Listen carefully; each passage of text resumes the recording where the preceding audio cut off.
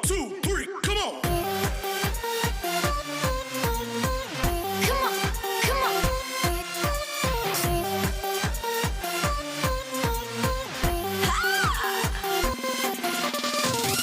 Hi guys, sa kap fet,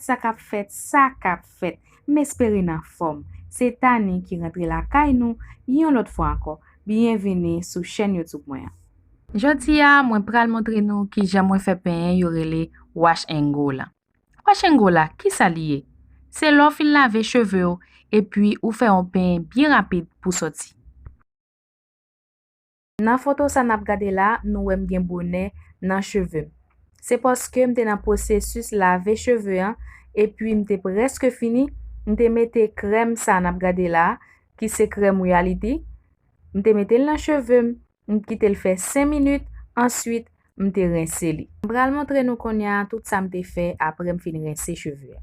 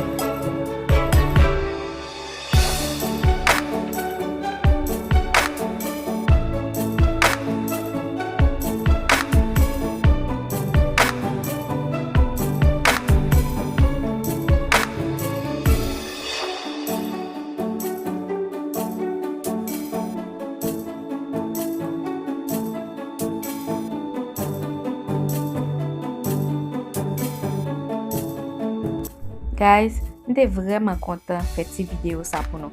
M'espérer nous te remel. Merci à tout le monde qui est abonné à la chaîne déjà. Moun qui poko fel yo, kouri al fel konya la. Si vous avez aimé la vidéo, pas oublier partager, bali un like et puis quitte un petit commentaire pour moi pour dire ce que vous pensez.